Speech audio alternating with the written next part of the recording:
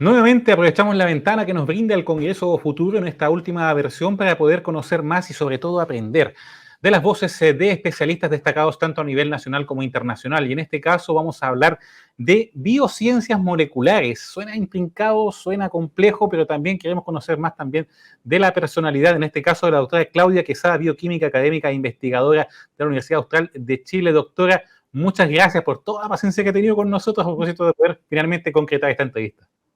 Sí, muchas gracias y buenas tardes y gracias por el contacto y por eh, poder presentar mi investigación y poderles hablar un poco de este cáncer que es altamente incidente en nuestra región.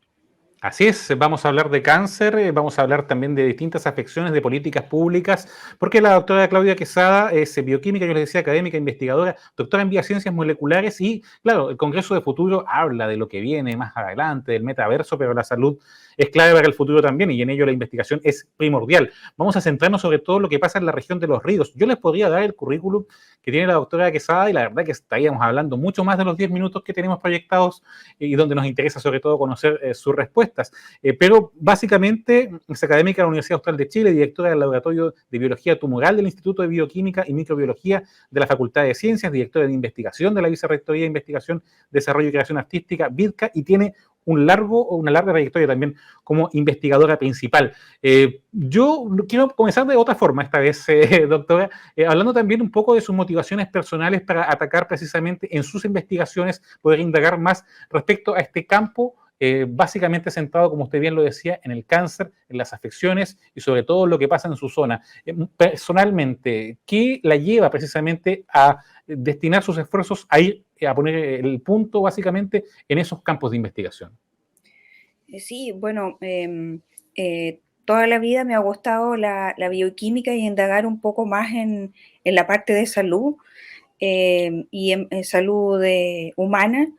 Y uno ve aquí en la región, ¿cierto?, las altas incidencias de cáncer, las bajas expectativas de vida y también hay menos posibilidades de nuevos diagnósticos, prevención y tratamiento, porque lamentablemente en las zonas más australes hay menos financiamiento para hacer investigación, aunque hay investigaciones de alto renombre, ¿cierto? Y son importantes, pero lamentablemente tenemos menos financiamiento, entonces uno trata de hacer colaboraciones eh, y, y poder tratar de ayudar de esa forma a los pacientes principalmente en nuestra región, porque uno ve la realidad, ¿cierto?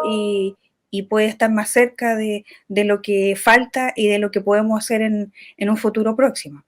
Y además en post pandemia, porque claro, el hospital en este caso, base de Valdivia, para ustedes ha sido muy importante en el apoyo para la investigación, para como campo clínico también me imagino, pero lo cierto es que después de 2 años donde las prioridades estuvieron en otro punto de básicamente de la vulnerabilidad sanitaria, a ustedes también eso postergó un poco las investigaciones y los avances y las prioridades, ¿no? Sí, bueno, nuestro laboratorio siempre trató de estar constante, ¿cierto?, durante la pandemia, pero sí fue un periodo difícil donde hubo que restringir, ¿cierto?, a las personas que trabajaban en el laboratorio. También hubo más restricción, como mencionaba, en los centros de salud, ¿cierto? Teníamos restricción para poder acercarnos hacia la parte principalmente de contacto, ¿cierto?, con los pacientes o para obtener muestras, pero nuestro laboratorio se mantuvo constante y también no solo en la parte de investigación, sino que también tratando de obtener financiamiento, porque eso es lo importante para poder continuar con las expectativas que uno tiene de resultados y de trabajo de investigación. Claro, porque el cáncer de vesícula biliar, lo habíamos conversado previamente, tiene una alta incidencia en Chile, tiene un triste récord Chile en cuanto a mortalidad en esa materia y la región de los ríos no la ha pasado nada de bien porque hay factores genéticos, factores de género que lamentablemente ustedes han develado y han dado a conocer que es muy importante sobre todo para el tema de las políticas públicas y gracias a eso también se han llevado adelante convenios en esa materia. Si nos pudiera explicar un poco por qué los ríos, por qué Chile particularmente tiene esta afección por una materia que además en género nos cala hondo, nos duele ver cómo las mujeres allá en los ríos lamentablemente están padeciendo estas enfermedades. Sí, bueno, es interesante pensar, ¿cierto?, que este cáncer de vesícula biliar es altamente incidente y mortal, principalmente en la región de Los Ríos, y no solo con respecto a la población nacional, sino que es la región que tiene más incidencia a nivel mundial, lo cual genera bastante alarma, ¿cierto? Y también eh, pensar, ¿cierto?, en que las políticas públicas pudieran apuntar, ¿cierto?, a nuevas perspectivas de prevención, de diagnóstico y tratamiento. Hasta el momento las políticas públicas mencionan, es cierto, lo que está vigente es con respecto a la prevención, porque este cálculo, uno de los factores de riesgo son los cálculos biliares, los cuales, si las personas mayores de 40 años presentan cálculos biliares en alta cantidad, o sea, se le solicita la coliestasis, que es la eliminación de la vesícula. Pero el problema de este cáncer es que no tiene malestar. O sea, generalmente las personas eh, solo el 10% de los pacientes tiene una cura solo con cirugía, y más del 50% llega en estados avanzados, grado 3, grado 4, ya con metástasis. Entonces, eh, si bien es cierto, hay ese tipo de prevención, faltan eh, políticas con respecto a diagnóstico temprano y a nuevos tratamientos. Y lo otro importante es que la incidencia claramente es más alta en mujeres, de 2 a 6 veces es más incidente que en hombres. Y ya solo, ¿cierto? O sea, ya como cáncer en general es alto, pero en mujeres es 2 a 6 veces más. Y los otros factores de riesgo también lo constituyen la edad avanzada, como decía, mayores de 40 años, eh, también la obesidad, la diabetes, y algo que lo hace característico para nuestra zona sur austral es la relación con la impronta mapuche, o sea, con la descendencia mapuche. Y principalmente eso se ha estudiado poco, sí, porque hay muy pocas publicaciones con respecto al cáncer de vesícula biliar, pero lo que se sabe es que el alto consumo de ají rojo que hay en nuestra población, ¿cierto? Y en la zona sur, genera una toxina que es cancerígena. Y, o sea, es un hongo que genera una toxina que es cancerígeno, y eso ha habido algunos estudios, ¿cierto?, que lo relacionan, pero faltan más investigaciones porque claramente como es un cáncer incidente en nuestro país, debería ser más estudiado y tener más expectativas, ¿cierto? Como mencionaba, con respecto a diagnóstico temprano, que es lo que falta, que está en otros cánceres, ¿cierto? Y también a tratamiento. Inclusive, hace poco salieron las nuevas estadísticas que mencionaban que el cáncer de vesícula biliar en mujeres es la segunda causa de muerte después del cáncer de mama. Pero si pensamos en el cáncer de mama, hay mucho más prevención, ¿cierto? Hay más diagnósticos tempranos, Está hay nuevos, masificado como un tema. claro, hay más tratamientos más específicos, más personalizados para los distintos tipos de cáncer. En cambio, del cáncer de vesícula biliar se sabe muy poco.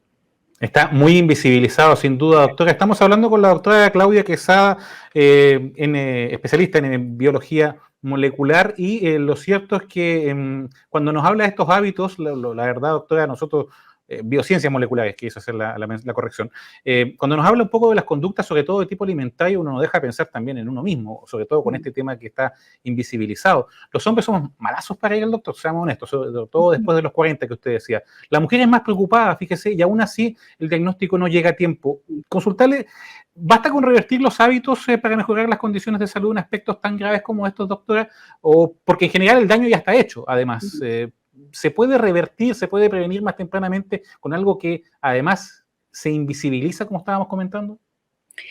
O sea, claramente los hábitos alimenticios ayudarían, ¿cierto? Porque generalmente los cálculos que se forman en la vesícula son altos en colesterol, debido a la cantidad de comidas grasas, ¿cierto?, que nosotros consumimos, y de grasas saturadas principalmente.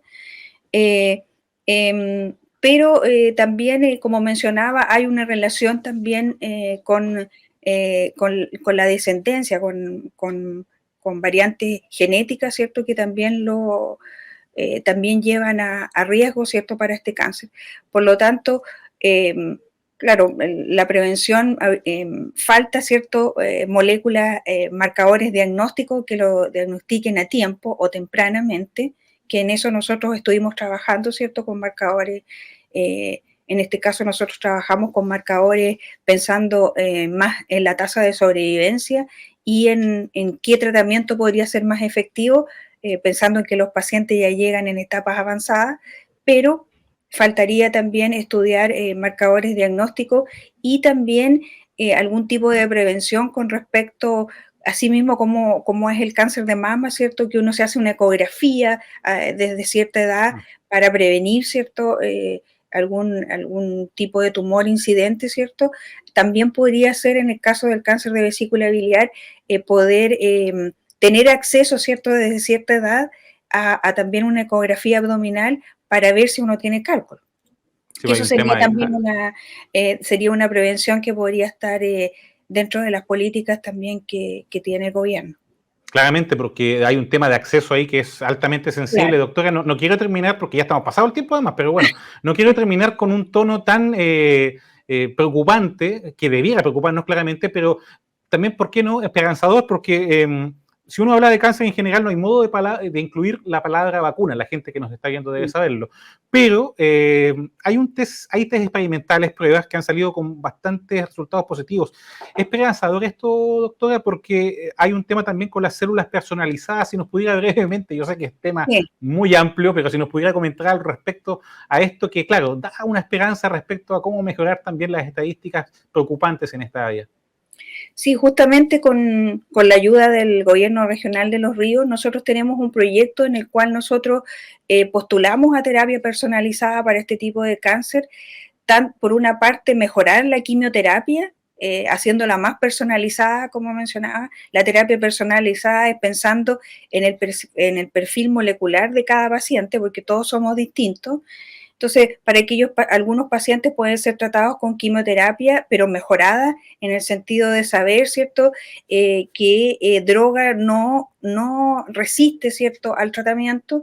Y por otro lado, nosotros planteamos con ayuda de la empresa Oncobiomed una terapia nueva que estimula la respuesta inmune del propio paciente, que es una especie de vacuna, ¿cierto?, que como está deprimido el sistema inmune del paciente, ¿cierto?, uno lo estimula y puede matar, ¿cierto?, o ir dirigido hacia la célula tumoral, específicamente se activa el sistema inmune. Entonces, el propio sistema inmune del paciente ataca a la célula tumoral. Y en eso estamos trabajando para proponer estas dos terapias, ¿cierto?, alternativas y personalizadas. Y de eso igual, bueno, a mí me toca este viernes, presentar en la región de Los Ríos, y ahí voy a hablar un poco más de eso, qué es lo que estamos haciendo nosotros a nivel local, que es importante, además de los investigadores internacionales, que afuera internacionalmente hay mucho más terapia, ¿cierto? Pero también destacar que desde la zona sur igual se hace ciencia de primer nivel, solo que a veces no se sabe, ¿cierto? Pero va dirigida justamente a los pacientes de la zona sur. No quiero dejar de mencionar al Instituto Milenio de Inmunología y Inmunoterapia, que nos ha colaborado bastante, a la empresa Oncobiomed, que nos está ayudando con la inmunoterapia, al Hospital Base de Valdivia y, bueno, a la Universidad Austral de Chile, que nos ayuda a través de la Vicerrectoría de Investigación, Desarrollo y Creación Artística.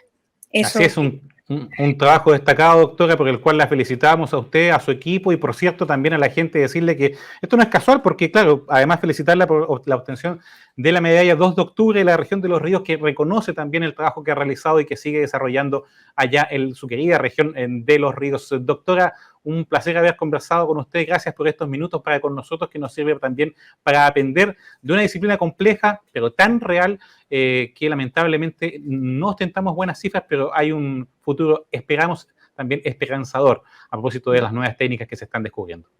Muchas gracias. Sí, eso esperamos nosotros también. Gracias.